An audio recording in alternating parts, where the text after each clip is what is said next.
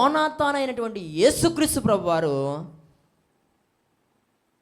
దావీదుకు సాదృశ్యంగా ఉన్నటువంటి మనకు ఆయన ఈ లోకానికి వచ్చి ఆయన ఏమి ఇచ్చాడు అని అంటే ఆయనకు వాక్యాన్ని మనకు ఇచ్చాడు. దేవునికి స్తోత్రం కలుగును గాక. ఈరోజు ఎందరూ దేవుని యొక్క వాక్యాన్ని చదువుతున్నాం, ఎందరూ దేవుని యొక్క వాక్యాన్ని పఠిస్తున్నాం, ఎందరూ దేవుని యొక్క వాక్యాన్ని పిల్లరా అనుసరించి జీవించగలుగుతున్నాం. ఈ మాటలుంటున్న ప్రియ సహోదరి సహోదరుడా, యోనాతాను తన ఫ్రెండ్కి ఇచ్చింది ఏంటి అని అంటే వ్యర్థమైన బహుమతి ఏదో కాదు, కానీ ఒక మంచి పిల్లరా కత్తిని. దావీదు, ఇప్పుడు దాకా నువ్వు గొర్రెలు కాసావు, నీ చేతిలో దుడ్డుకర్ర దండం అవి ఉండేవి, కానీ ఇప్పుడు నువ్వు రాజు కాబోతున్నావు. కాబట్టి ఇప్పుడు లాంటి పరిస్థితి ఇక రాబోతున్న దినాల్లో ఉండదు. ఇంకా ప్రతికూలమైన పరిస్థితులు వస్తాయి. నీతో అనేకులు యుద్ధం చేయడానికి ప్రయత్నాలు చేస్తూ ఉంటారు. ఇప్పుడు నీ యొద్ద ఈ కత్తి ఉండాల్సిన అవసరం ఉంది. దేవునికి స్తోత్రం కలుగును గాక. ముందుట్లాగా ఉన్నవి ఇప్పుడు నీ చేతిలో ఉంటే అవి నీకు ప్రయోజనకరం కాదు. ఇప్పుడు నీ చేతిలో ఉండాల్సింది ఏది అని అంటే కత్తి. ఈ మాట్లాడుతున్న ప్రియ సహోదరి సహోదరుడు, యవనస్తురాలా, ఈరోజు నీ చేతిలో ప్రతిరోజు కనబడాల్సింది ఏంటో తెలుసా?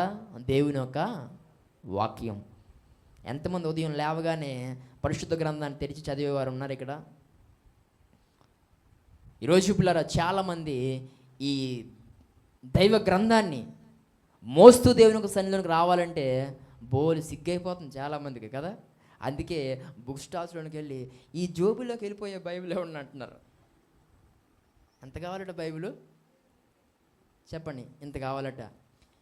వీళ్ళకి ఎక్కడైనా వాక్యం చదవమని ఇస్తే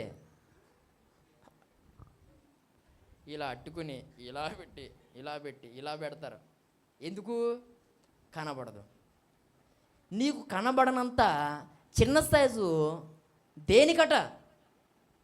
అది దేనికి ప్రయోజనకరంగా ఉంది? నువ్వు చదవడానికి నీకు అంతుందా?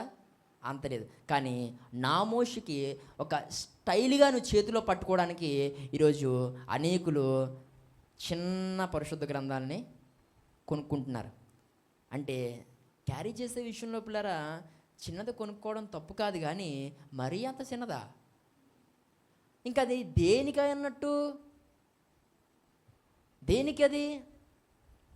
ఈరోజు వాక్యము, ఆ బైబిల్లో ఉన్న వాక్యము నీకు చదవడానికి వీలుగా ఉండాలి. ఈ వాక్యం ఉంటున్న ప్రియ సహోదరి సహోదరుడా, ఎందుకు ఈరోజు పిల్లలు చాలామంది అలా చేస్తున్నారంటే దేవుని ఒక వాక్యాన్ని మోయలేక. చిన్నదైతే బాగుంటుంది, సింపుల్గా ఉంటుంది, అఫీషియల్గా ఉంటుంది ఏమండి అన్న పేరుతో ఈరోజు దేవుని యొక్క వాక్యాలు, దేవుని యొక్క గ్రంథాలు నువ్వు కొనుక్కుంటున్నావా? జాగ్రత్త. దేవునికి సేవకునిగా నేను తెలియజేస్తూ ఉన్నాను, అది నీకు ప్రయోజనకరంగా ఉన్నట్లుగా నువ్వు చూసుకోవాలి. దేవునికి స్తోత్రం కలుగును గాక. కాబట్టి వాక్యాన్ని యేసుక్రీస్తు ప్రభువు ఈ లోకానికి వచ్చి మనకి ఆయన ఇచ్చారు. పిల్లరా, ఈ వాక్యాన్ని అనుదినము మనము ఏం చేయాలి? చదవాలి. అనుదినము పిల్లరా ఈ యొక్క వాక్యాన్ని పిల్లరా మనము మరొకరికి బహుమానంగా ఇవ్వాలి. దేవునికి స్తోత్రం కలుగును గాక. ఆయన ఈ లోకానికి వచ్చి వాక్యాన్ని పిల్లరా మనకు బహుమానంగా ఇచ్చాడు. యోనాతాను దావీదుకు పిల్లల కత్తిని బహుమానంగా ఇచ్చాడు. ఈరోజు ప్రతిరోజు నీవు కూడా మరొకరికి పిల్లల దేవుని యొక్క వాక్యాన్ని నువ్వు ఎలా ఇవ్వాలి? బహుమానంగా.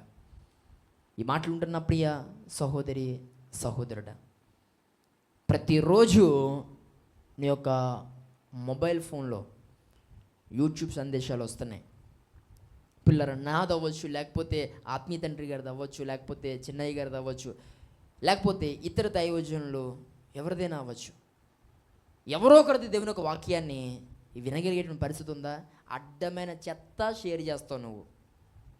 దమ్ముడికి ఉపయోగం లేని పొలిటికల్ న్యూస్లు ఎప్పుడైనా నీ మొఖానికి. నాదనే కాదు పిల్లరా, ఎవరైనా దైవ సేవకుడు చెప్పినట్టు ఒక మంచి వాక్యాన్ని ఇంకొక నలుగురికి ప్రయోజనకరంగా ఉండడానికి వీలుగా ఎప్పుడైనా నీ స్టేటస్లో దేవుని ఒక వాక్యాన్ని పెట్టావా? ఎప్పుడైనా దేవుని యొక్క వాగ్దానాన్ని స్టేటస్లో పెట్టావా? నాది కాదు పిల్లరా, ఎవరిదైనా నలుగురికి ఉపయోగపడే మాట ఇది. ఈ దైవజనుడు చెప్పిన మాట సరి అయింది, ఇది సమాజానికి అవసరం, ఇది యవన బిడ్డలకు అవసరం, ఈ మాట ఈరోజు ఒక్కరినైనా బలపరుస్తుంది, నా ద్వారా అది జరిగితే అది నాకు దీవెనా అని ఎప్పుడన్నా నీ స్టేటస్ దేనికి అని అంటే ఎవడికో విషెస్ చెప్పడానికి, ఎవడో పోతే రిప్ అని పెట్టుకోవడానికి, ఏమండి, లేకపోతే ఇంకొకరిని ఏదో ఒక మాట పెట్టి తిట్టడానికో, లేకపోతే నీ మూడ్ ఆఫ్ని నలుగురికి అర్థమయ్యేలాగా చేయడానికో ఉపయోగపడుతుందని అంటే అది ఎంత దారుణమైన పరిస్థితి. నేనేం చెప్తున్నానంటే ఈరోజు దాని ద్వారా కూడా వాక్యాన్ని నువ్వు ఒకరిద్దరికి నువ్వు పంచగలిగితే అది ఎంత నీకు అది మేలు, ఆశీర్వాదకరం. నువ్వు అనుకుంటావు ఎవరు చూస్తారని, కానీ నీకు తెలుసా ఆ ఒక్క మాట చావు బ్రతుకుల మధ్య ఉన్నటువంటి వ్యక్తిని బ్రతికించొచ్చేమో. అప్పటికప్పుడు పిల్లల చనిపోవాలనుకుంటున్న వ్యక్తితో దేవుడు మాట్లాడచ్చేమో. నిరాశ నిస్పృహలో పిల్లల రాత్రంతా పిల్లల సతమతం అవుతూ ఏడుస్తూ బాధపడుతూ పిల్లల ముఖం వాసి ఇక ఏడవడానికి కూడా పిల్లల నీళ్ళు లేనటువంటి పరిస్థితుల్లో నీ స్టేటస్ని ఎవరన్నా చూస్తే బహుశా నువ్వు నీ స్టేటస్లో ఉంచినటువంటి వాగ్దానాన్ని బట్టి వారు ఆ సమయంలో ధైర్యం తెచ్చుకోవచ్చేమో. పనికి మాలిన పనులు చేస్తావు కానీ ఉపయోగపడే పనులు నువ్వు ఎప్పుడు చెయ్యి. ఒకసారి నీ మనస్సాక్షి నువ్వు ఒకసారి ప్రశ్న వేసుకో, ఎప్పుడు అలా చేశాను నేను అని. ఈరోజు పిల్లరా నువ్వు పోస్ట్ చేసేవన్నీ కూడా అలాంటివే. ఎక్కడో చూస్తావు ఏదో కామెడీ సీన్, అది నీ ఫ్రెండ్కి పంపుతావు, వాళ్ళు కూడా చూసి ఏం చేయాలా, నవ్వాలా. ఈరోజు నేను ఏం చెప్తున్నాను అంటే నువ్వు దేవుని యొక్క వాక్యాన్ని నువ్వు పొందుకున్నావు. ఈరోజు పిల్లలు దాన్ని నువ్వు చదువుతూ నీవు దీవించబడుతూ నలుగురుగా వాక్యాన్ని నువ్వేం చేయాలి, అందజేయాలి. దేవునికి స్తోత్రం కలుగును గాక. యోనతాను కత్తిని దావీదుకి ఇచ్చినట్లుగా ఈరోజు దేవుడు నీకు చేసిన వాగ్దానాన్ని నువ్వు మరొకరికి ఇచ్చి వారిని బలపరచాలి. దేవుడు నీకు ఇచ్చినటువంటి ఆ వాక్యాన్ని నువ్వు మరొకరికి ఇచ్చి వారిని కూడా నువ్వు ఆత్మీయంగా ఏం చేయాలి, బలపరచాలి. ప్రియ సహోదరి సహోదరుడా, నేను ఒకటి చెప్తున్నాను పిల్లరా, దేవుని పని కొరకు ఉపయోగపడని ఏ ప్లాట్ఫామ్లో నేను ఉన్నానండి. దేన్ని నేను వాడను పిల్లరా. మరి ముఖ్యంగా ఈ పాలిటిక్స్ అంటే మరీ ఒళ్ళుమంట నాకు పిల్లరా. వింటే దేవుని ఒక వాక్యం, చదివితే దేవుని ఒక వాక్యం, పెడితే అవే స్టేటస్, మరొకటి ఏది ఉండదు. ఎందుకు ఈ విషయాన్ని చెప్తున్నానంటే పిల్లరా, అన్నిటికంటే ప్రాముఖ్యమైన వాడు, అన్నిటికంటే ప్రాముఖ్యమైన దేవుని యొక్క వాక్యం, అందరికంటే ప్రాముఖ్యమైన వాడు దేవుడు. ఆయన్ని మనం కనపరచాలి, ఆయన్ని ప్రకటించాలి. ఇంకెప్పుడు చెప్తావే నువ్వు, ఇంకెప్పుడు ఎవరికి చెప్తావు సువార్త పిల్లరా? దేని ద్వారా చెప్తాం? ఏ సమాజంలోకి వెళ్ళిపోయి ఒకరిని నించోబెట్టి ఏమండి ఒక 5-10 నిమిషాలు మాట్లాడేసే పరిస్థితి ఏదైనా ఉందా దేవుని కోసం? లేదు కదండి. ఈరోజు ప్రతి ఒక్కరు ఉదయం లేస్తే సాయంత్రం పడుకునేదాకా సోషల్ మీడియాలోనే ఉంటున్నారు. ఎవరు ఎక్కడ ఎక్కువ సమయం గడుపుతున్నారో అదే ప్లాట్ఫామ్లో మనం కూడా దేవుని యొక్క వాక్యాన్ని ఉంచడం ద్వారా అనుకోకుండా ఏదో ఒక టైంలో వారు చూడకూడదంటూనే దేవుని యొక్క వాక్యాన్ని చూసి వినేస్తారు.